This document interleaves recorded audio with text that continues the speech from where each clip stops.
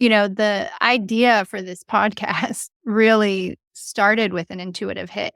I didn't have um, this concept for a podcast at all. I was just scrolling on social media and I saw this workshop link for a podcast mastermind group that was coming together. And I had no business clicking that link. I mean, none at all. I don't know where it came from. And that's what I love about intuition is because it just kind of pops in. And if I hadn't really studied it and worked with it as in depth as I have over the last few years, um, I may not have clicked that link. And what I also find really interesting is one, this is like a full circle moment, right? Because like Yeah. we wouldn't be sitting across from each other right now if Right. I hadn't, Right. studied with you. But the other thing I find interesting is I still don't necessarily know where this podcast is going or where I'm going. I just know that I feel good about it, right? Mm. So not only have I learned to trust it, but I also have to trust where it's taking me. Right. Because I don't know yet, Right. So the trust is huge. It's just understanding how to hear it, how to listen to it, and to trust in following it. That's huge.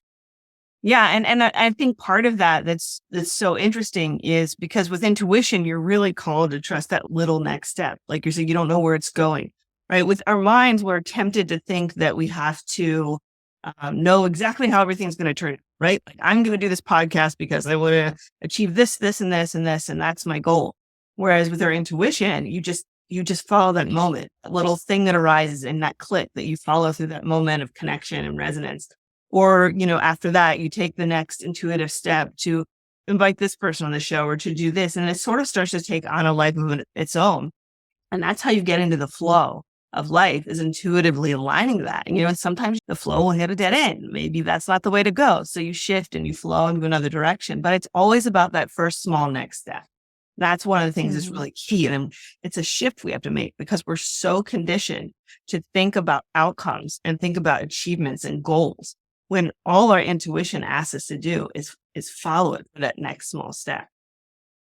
Yeah. And how freeing is that? Because, someone like me who always had to know what that next step is, it really speaks to embracing your intuition more so that you're not relying on that because we can't possibly have it all figured out. And it keeps us from making any forward momentum when we're stuck in that. I need to know what happens next. So for me, it's been really freeing because now that I know how my intuition speaks to me, it's like I just know to follow it, even if I don't know where it's taking me. So it's really a beautiful process that's unfolded, and it takes a little while to get there, but I'm happy to be there. Yeah, it's a lifelong cultivation, really. It's not something that you ever like, okay, I figured out my intuition. I'm gonna just live a perfect life. Because the thing about intuition is it's always calling us forward. It always wants us to grow and expand, and it wants us to see the truth. And oftentimes we think we have it all figured out, right? So then our intuition is going to lead us to things that might cause us to see something in a different way. And sometimes that's surprising. And sometimes that's not what we expected. Or sometimes it causes us to get outside our comfort zone. And that process continues throughout our life. So it's really important to stay in that open mindset of trust and just following your intuition and your true self and your inner guidance wherever it leads you. And trusting that sometimes, even if it doesn't feel good, say you start a podcast and no one ever listens to it, you get 0 listeners. Well, bummer, but not that that's going to happen to you, but anyone, right? They're like, oh, I thought this was my dream. This was it. Right. And then, you realize like, okay, so what did I learn from this? I was clearly called to this. This is something that when you have that feeling inside, when you have that calling and you have that push and that inspiration, that's coming from somewhere. That's a resonant energy that wants you to move forward.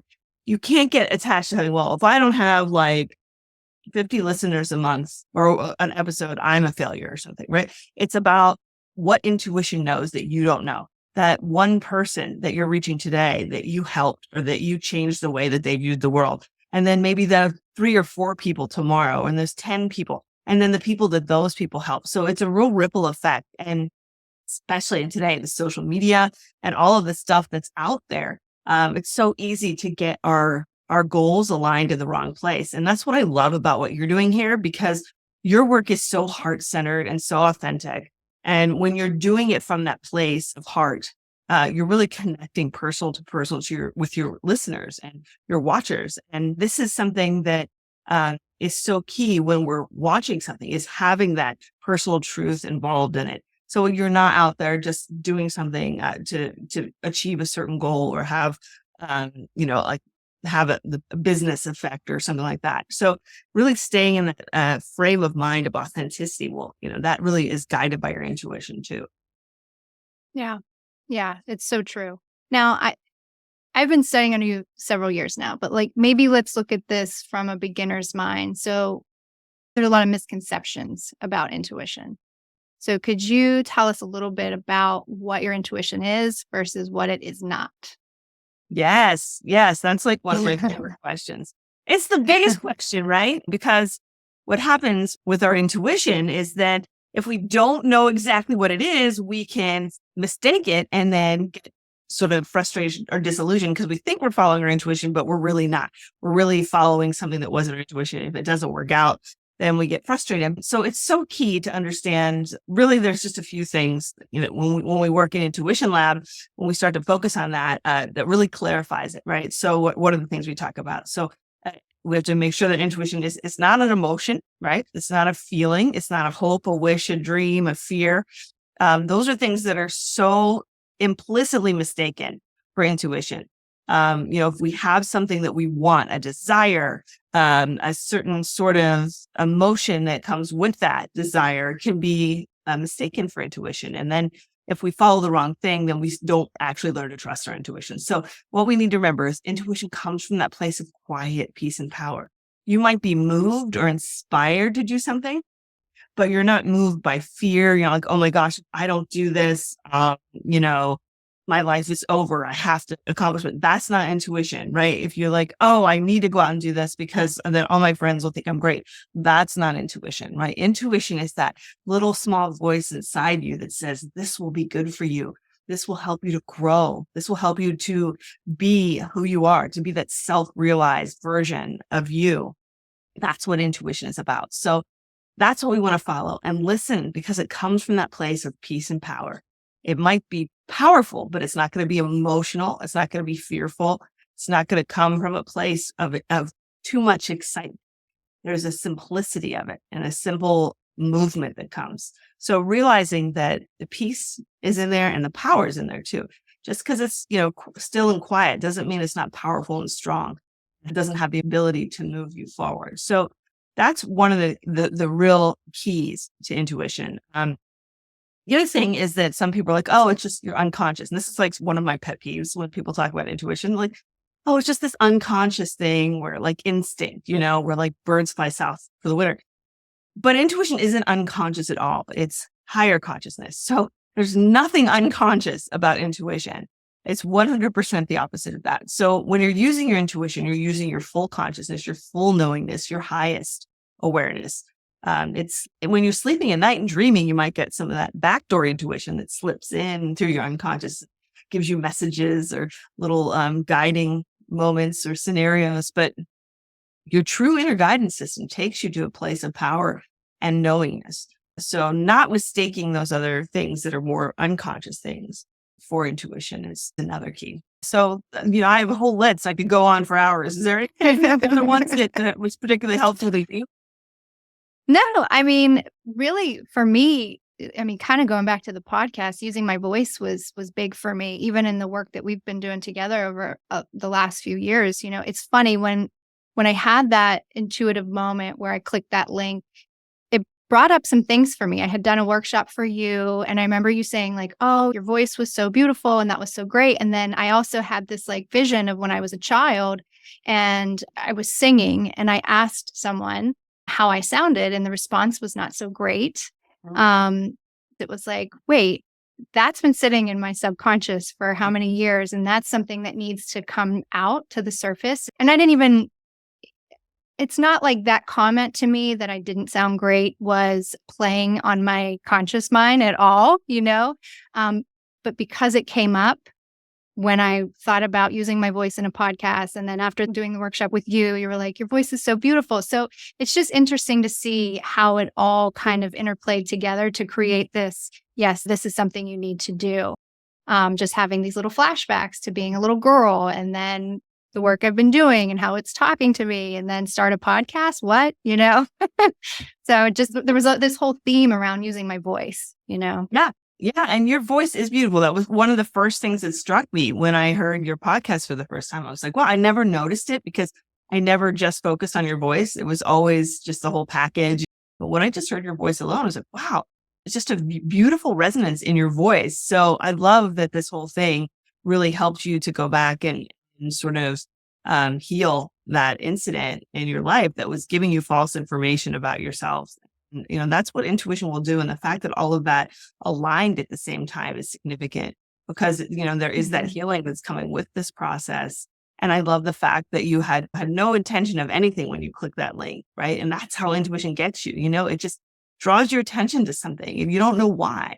But if you follow through with that, and just keep trusting, and then these sort of ideas start coming in, and those ideas, like think about all the ideas, inspiration, intuition, insight, all of these have the end beginning because they're all related to this sort of experience that comes from within us, from that deep dimension, that all-knowing part of ourselves. Because we don't know everything. We like to think we've got it all figured out. We don't know what we don't know. That's really the truth of it all.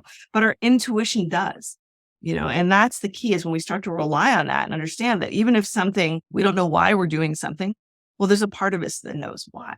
And we have to trust that part of us. And eventually we'll figure it out. And that's really actually a good sign that you're living into with your intuition when you're not exactly sure what you're doing. Yeah. Again, takes the pressure off having to, right? Because that's stressful.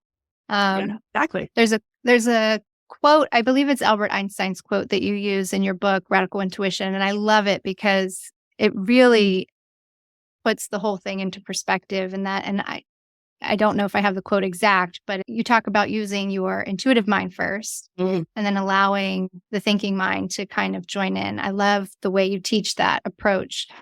Yeah, I love that quote too. And I use it somewhere. I think someone in class pointed out, like, I'm not sure. I think he was just accredited to saying that. So he's attributed to saying that. I don't know if he actually said it or not, but it's a great quote. And Einstein actually was a really huge advocate of intuition, whether or not he said that particular thing or not. It really does sum up the discord that's happening, I think, right now at this point in history. And, within the last particularly 100 years, when we've had all of this explosion in technology and information, that we really got so caught up in the intellectual mind and being intelligent and smart and figuring things out. We've just sort of let this other side of our brain go lax. And great thinkers like Steve Jobs, Einstein, and writers and artists and innovators of all kinds have realized that other side of our brain, the people who are like the left-handed people who use the right side of the brain when we were growing up, get a bad rap because they're like, oh, that's just like the artsy side of your brain. And they just kind of rush it off. Like, remember, they would make people learn, their parents' generation, they'd make them learn to write with their other hand because the right hand, that's where the importance is. This is the side of brain we want to develop. But they forgot about something really important that's over here. That's our genius and our intuition. And we're just realizing now how unbalanced we've become by forcing people into that sort of left brain mentality, because our right brain is primarily where our intuition is processed. And that's through things like creativity and imagination, inspiration, and all that other stuff we talked about. That's where the part of our brain that allows that stuff to sort of come into our bodies and minds. And so by making intuition as opposed to our intellect that sort of primary catalyst to the thinking process, and then using our intellect to make sense of our intuition and to follow through on our intuition, that's really the secret sauce. Today, we just leave intuition out of the picture altogether. We just pretend like it doesn't exist and we just follow our thinking. And that only gets us so far. It's really limited. And I was writing about this. I'm working on my new book, Illumination Code, right now. And I was just writing about this week. And it's even interesting to me how much it relates to quantum computing. So it's the computers that we actually build are a lot like our minds, right? So we've been working with regular old computers for the last 50 years or whatever. All of these computers are binary. They work on ones and zeros, just like the right side, the right-handed left side of our brain, we're binary, we information process, linear, cause and effect. This plus this equals this. We figure out and solve our problems. But along is coming quantum computing. And quantum computing is a lot like quantum thinking, which is intuition. Intuition is our way of quantum thinking, of instantly knowing answers instead of having to figure them out, and having access to that sort of higher information than we have with this sort of classical Newtonian mind. So quantum computers, not only are they linear, but they can be a 1 or a 0, but they can be both at the same time. And they're so fast that they get information so fast that they can actually start to predict things in the future. They're blurring the lines between, artificial intelligence and intelligence. So we're really getting into, with quantum computing, we're getting into that zone of intuition.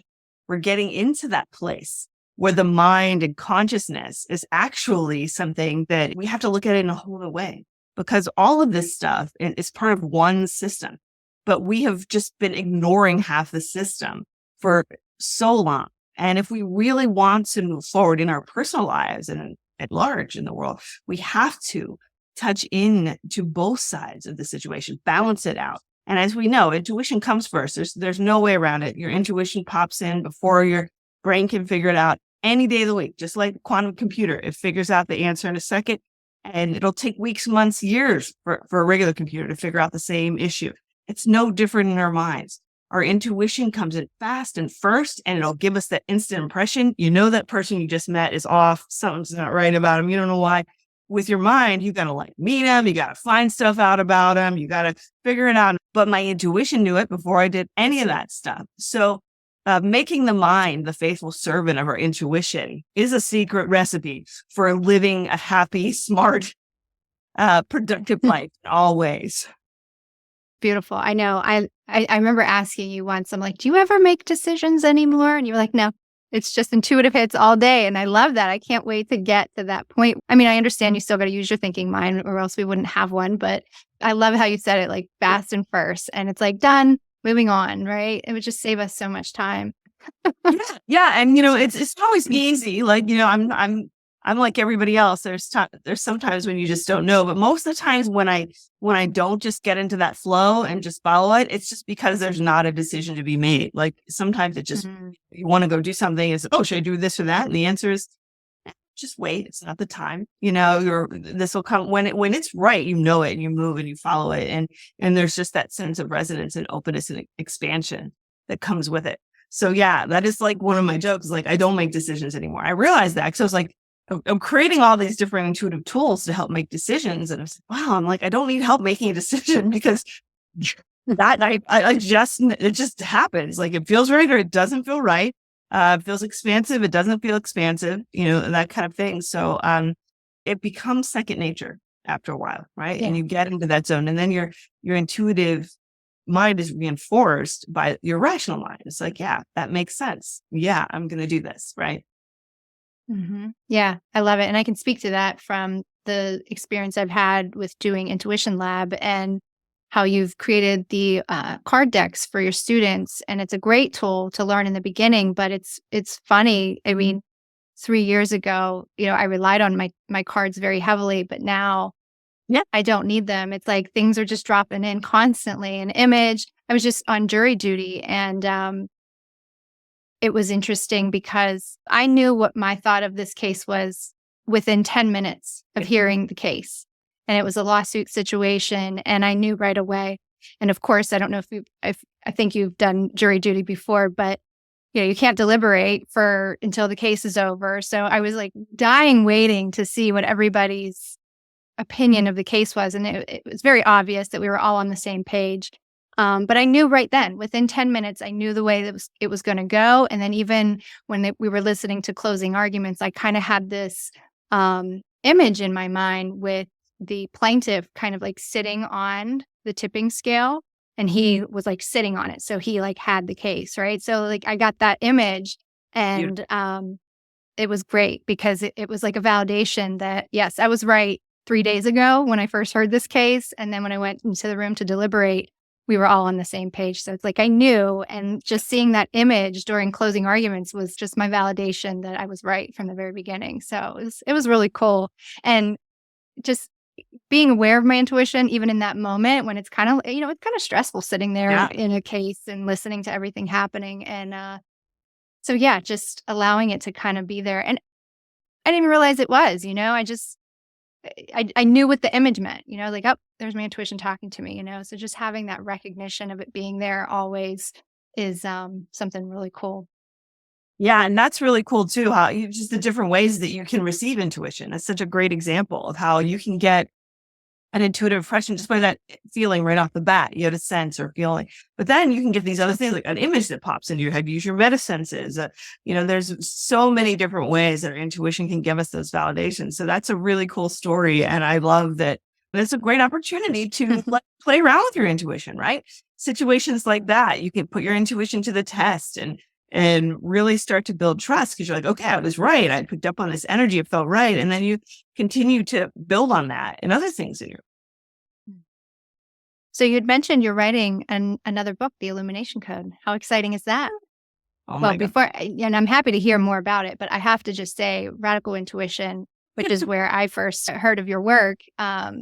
I think I read it like 3 times, and it was more so I wanted to know, like, when I first read it, there was things about it that just hit me, and I love how you take kind of that spiritual approach and you kind of blend it with your more tech background, and it just the way it was written really captured me. But then after I did a year of intuition rap, I read it again, and it was so interesting how I picked up on different parts of the book that I hadn't really picked up on before, and it was just another testament that, things were developing a little further and I was seeing things a little differently. So yeah, I love that book. So I definitely want to plug that one, but I'm excited to hear more about the Illumination Code. Yeah. So, I really love, first of all, Radical Intuition was really like a dream come true book for me. That was the book that I really had in me for the last probably 10 years.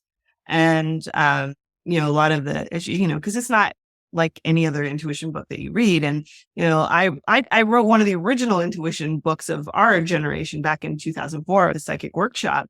And at that time it was revolutionary because, the big idea back then was that, oh yeah, you can actually develop intuition and psychic ability. It's not something you're magically born with, because when we were kids and growing up, a lot of the sentiment was, oh, certain people are psychic and certain people aren't. And so that first book really came out to sort of help to break down those barriers as all of us are psychic. But, moreover than that, and that's what I realized over the last 10, 15 years with the second book, working in technology and working in, the career that followed is intuition is not just about woo-woo stuff. It's core part of who we are and is very practical and applies to everything we do. And especially working in tech and working in innovation and working with creative people and artists. And you realize how essential it is to vision, right? Even the work that you're doing and our calling and our passion, our intuition is a key part of that. So I really wanted to understand intuition and break it down in a way that everybody could understand it and how it affects them, even if they weren't a quote unquote psychic or artist or something that was a generalized sort of area where intuition was naturally infused. Intuition helps every single person, the scientist, the mathematician, all of it. Everybody really will benefit from understanding how that intuitive part of their brain works. So that's what I started out to do with radical intuition, was really to get into that space of knowing that, hey, we got to wake up. Intuition is part of our bodies and our minds and our hearts and our spirits. And if we don't use that, we're leaving a whole part of our power on the table.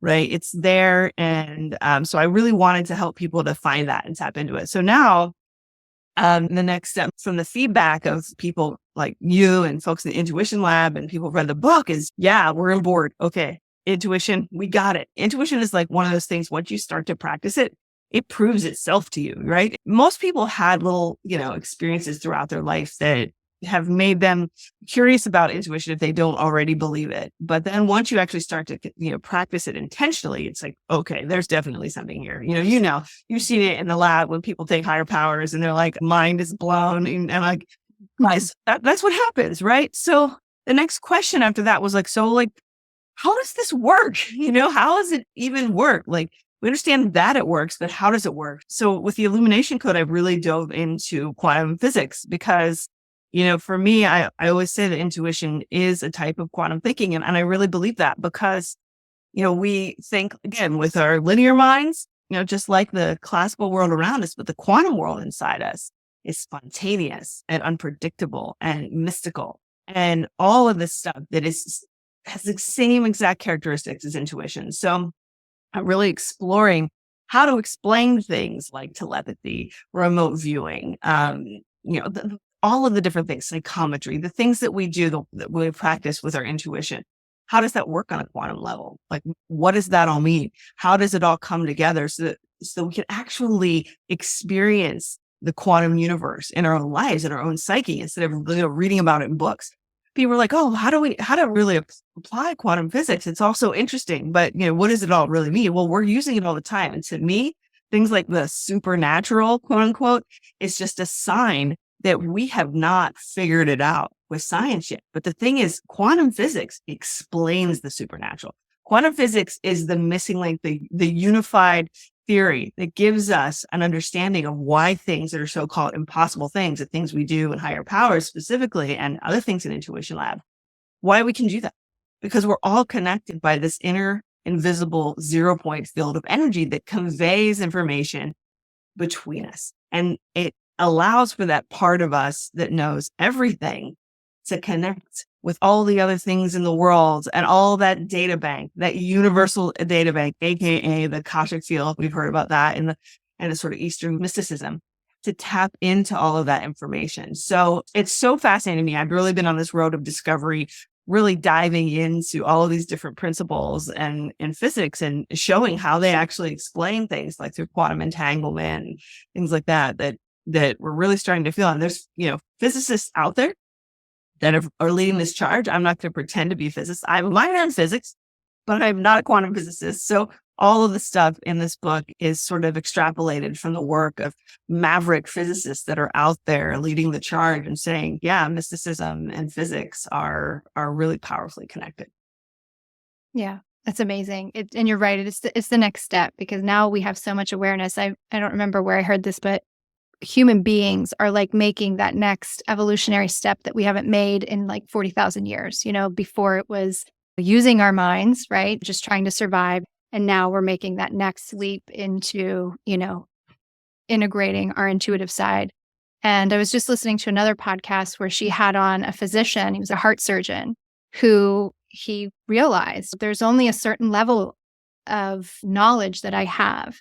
And then once he's got the patient on the table, it's like he kind of opens it up to his intuitive side to kind of guide him through the surgery. So just that there's this awareness on such big levels is really, really amazing to hear. And you see so many people waking up to this idea that there is another way, to handle our lives. And it's beautiful. Yeah, I keep one of the taglines I think that we're using for this book is the new frontier is the inner frontier, right? And I think that's the key. And we've been spending so much time looking out here. We've done it. We've looked out there. There's lots out there, but we need to really look in here. It's a microcosmic world, and then you understand why terms like inner wisdom apply, because this is the wisdom that comes out of that, implicit field of intrinsic knowing that's within us that touches into that cosmic field of energy. So it comes from within us. So all these years, people were using inner wisdom like it's this sort of, flu sort of term, but really that is a way of knowledge retrieval by tuning into that data, right? Because there is a whole world of sensory data within us. There's a whole world of information within us.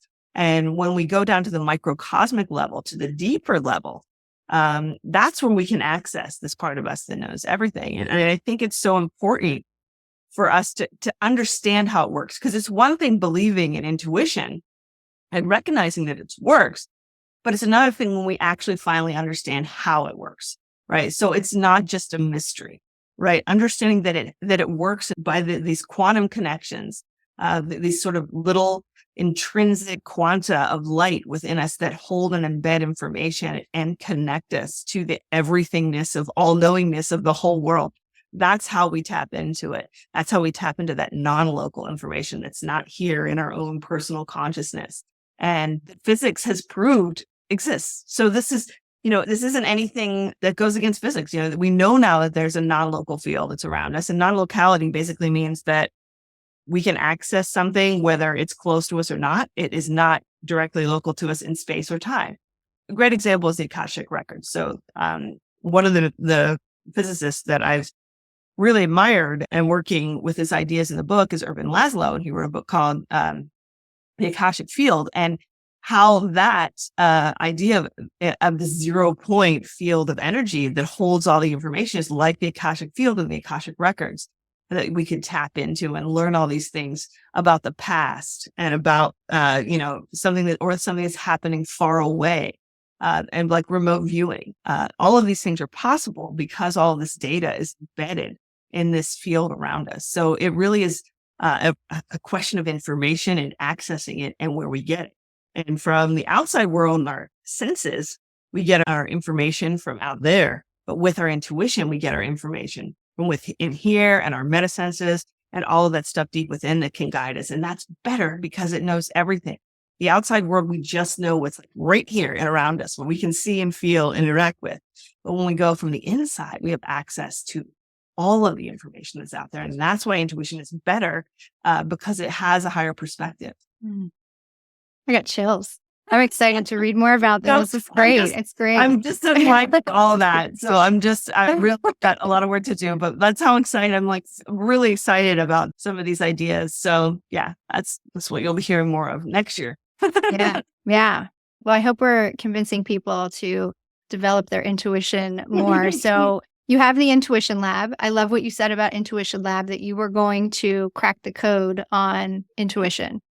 And so you created Intuition Lab, which I've been a part of for 3 years. Not only just what I've gained from learning, but just the community that you provide is worth so much, because a lot of people who start to navigate this, they don't necessarily find support in their surrounding families or peers or whatever, So community has been huge in what you've created. And I'm sure for you've built a community of all these people surrounding you. So yeah, I'm in the same boat as you guys, right? It's one of those things where you really want to, you feel recharged and inspired when you share a journey with other people. And that's one of the great things that I know that we've talked about with Intuition Lab is the really wonderful groups of people that come through and, really just get to light up their intuition along with other people. Because it's one of those things that is really communal, because you really need to work with other people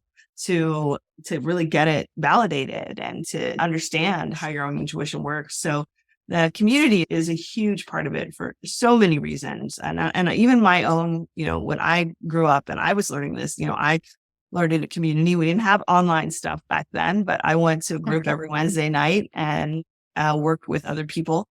And if I hadn't done that, then I never would have been able to do or get the validations that really became a foundation of a lifelong practice. Yeah.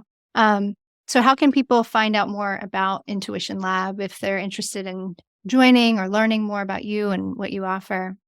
Yeah. So you can visit our website at intuition-lab.com. And we have some evergreen courses that you can kind of dip your feet in and explore, start playing around with your intuition. And they're interactive. They're a little different from the book because it gives you some opportunities. There's recordings of groups, practices that you can see what other people are doing, and you can actually practice your own stuff live there. And then every fall, we enroll our new year's worth of programs and have our Higher Powers program, which is our signature program now, where we sort of do all the cool stuff like remote viewing and psychometry and, learning to work with those insight cards and practicing with our intuition and starting to get that kind of daily guidance in our life. So that's a lot of fun. I highly invite anybody who wants to explore, get involved to, just to check out one of our free courses or join us in Higher Powers. It's the most fun event of the year. Yeah, I'd say that's where most of the enthusiasm gets started, in Higher Powers. So yes. Yeah, I love it. Great. Well, Kim, Thank you so much for coming on. I love talking about intuition. It really has become, everything in my life, not just from my work, but, in my personal life. I was always one of those people who always needed validation from others, or I could never really make a decision on my own. I was always asking what everybody else thought. So it's really changed my life in a lot of big ways. And I think I've even shared with you, I've kind of become my own personal guru. It's like I have what I need inside that I can ask. I don't need to look outside anymore, which I did a lot of. So, Well, I honestly, I am so honored to be here and to be part of this, because watching that sort of transformation in you over the last 3 years and just seeing that's what intuition does. It empowers you, right? It gets you in touch with yourself and empowers you and makes you really confident in who you are and what you do. And that's really key to being happy in our life. So it's been such an honor to share this journey with you. And you're just like such a light and so great. And I'm so honored to have you as part of our faculty. You're just being a little modest. She's not just a student. She's our senior faculty member this year. So I'm just proud to have you in this role and really glad to see all the light that you're bringing in the world with this new stuff that you're doing. And I know it's going to be great. Yeah, great. Well, thank you again for coming My on. pleasure. Thank you. Thank you. Thank you.